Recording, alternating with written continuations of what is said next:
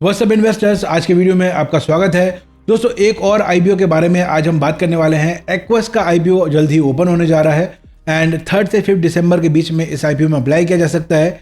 Aqueous के साथ मीशो का आईपीओ एंड विद्या वायर्स का आईपीओ भी साथ में ओपन है। तो मीशो और विद्या वायर्स के जो आईपीओ के रिव्यूज हैं वो मेरे चैनल पर ऑलरेडी अपलोड हो चुके हैं, तो उसको भी आप जरूर चेक कर लीजिएगा। अगर हम एक्वेस के आईपीओ की बात करें तो इस आईपीओ के जरिए एक्वेस जो है वो 921.81 करोड़ रुपीस जुटाने जा रही है। इस वीडियो में हम इस आईपीओ का डिटेल एनालिसिस करेंगे एंड इस कंपनी के बारे में जानेंगे, इसके फाइनेंशियल्स चेक करेंगे, इसके कॉम्पिटिटर्स को चेक करेंगे, लेटेस्ट ग्रे मार्केट प्रीमियम को चेक करेंगे एंड इसके अलावा पॉजिटिव और नेगेटिव पर बात करेंगे एंड फाइनली अपना ओपिनियन मैं आपके साथ शेयर कर दूंगा कि क्या एक्वेस के आईपीओ में मैं अप्लाई करूंगा या अवॉइड करूंगा एंड अगर अप्लाई करता हूं तो लॉन्ग टर्म के लिए अप्लाई करूंगा या लिस्टिंग गेन के लिए अप्लाई करूंगा।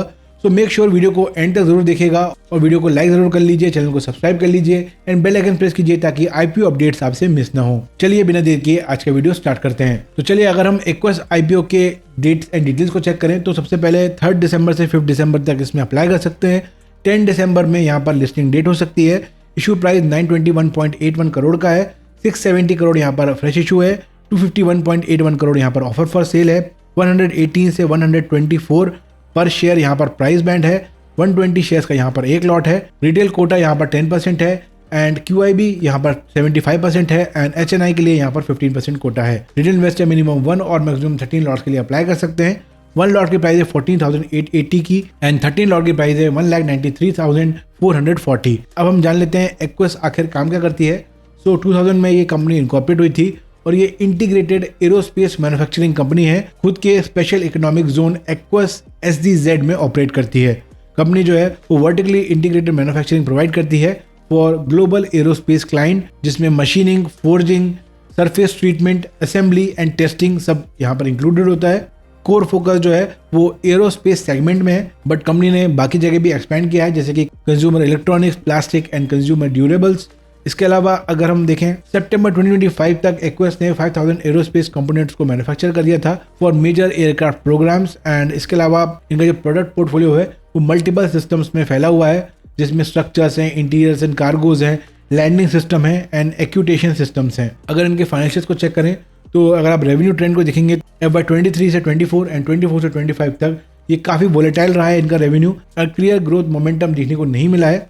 H1 FY26 में बेटर रेवेन्यू देखने को मिला है H1 FY25 से। यहाँ पर प्रॉफिटेबिलिटी की बात करें तो कंपनी लॉस मेकिंग कंपनी है। हर साल कंपनी ने लॉस बनाया है। लॉस जो है वो FY25 में रिड्यूस हुए हैं FY23 के मुकाबले, लेकिन बहुत बड़ा अंतर यहाँ पर हमें देखने को नहीं मिला है। EBITDA मार्जिन जो है वो भी फ्लक्चुएट करता है और सीजनल एरोस्पेस डिमांड है उसके हिसाब से भी EBITDA जो है वो फ्लक्चुएट करता है। तो ओवरऑल बैलेंस शीट को अगर हम देखें, एसेट जो है वो लगातार बढ़ रहे हैं, बोरोइंग जो है वो भी लगातार बढ़ रही है एंड फाइनेंशियल लेवरेजिंग जो है वो एक मेजर रिस्क यहाँ पर नजर आता है। इसके अलावा रिजर्व जो है उसमें इंप्रूवमेंट है और नेटवर्थ में स्ट्रॉन्ग जंप हमें देखने को मिला है। अगर हम इसके वैल्यूएशन को चेक करें तो जो P है वो नेगेटिव में है, -244.92, क्योंकि कंपनी लॉस मेकिंग है। रिटर्न ऑन इक्विटी भी नेगेटिव में है। इसके अलावा रिटर्न ऑन नेटवर्थ भी नेगेटिव में है। प्रॉफिट मार्जिन -11.07% है। प्राइस टू बुक वैल्यू 9.94 है। अगर हम डेट टू इक्विटी को देखें तो वो भी 1 के आसपास है। रिस्की टेरिटरी में इनका डेट टू इक्विटी भी है। Return on capital employed positive है 0.87%, लेकिन वो भी मार्जिनली है।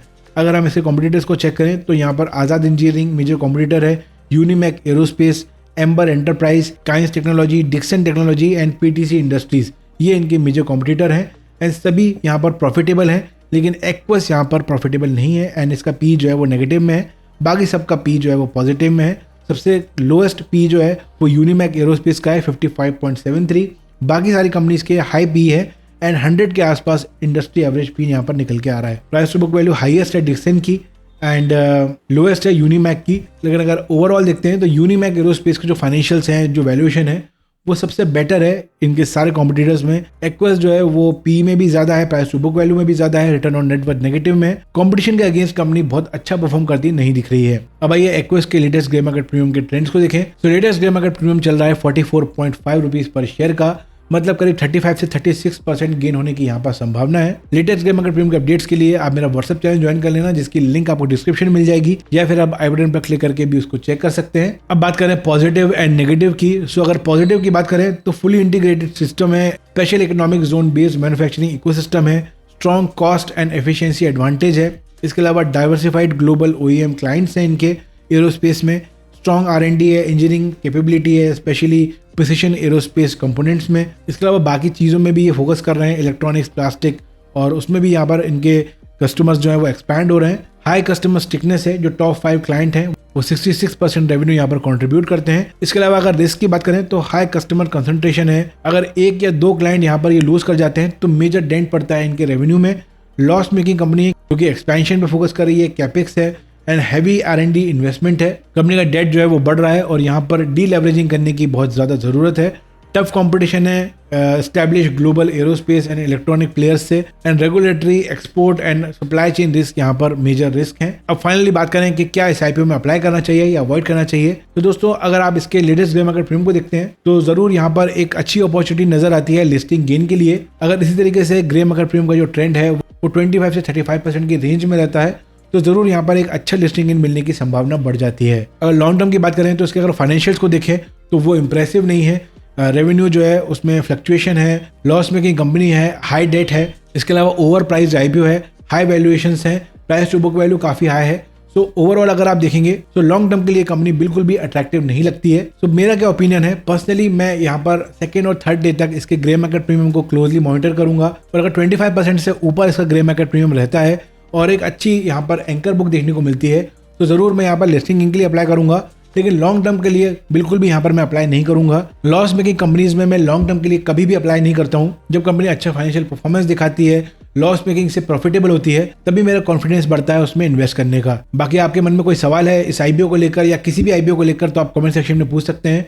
और इसके अलावा अगर आपको आज का वीडियो पसंद आए तो वीडियो को लाइक जरूर कर लीजिए, चैनल पर पहली बार आए तो चैनल को सब्सक्राइब कर लीजिए, बेल आइकन प्रेस कीजिए ताकि आने वाले वीडियोस के अपडेट आपसे मिस ना हो। मैं मिलूंगा आपसे नेक्स्ट वीडियो में। Take care and have a great day.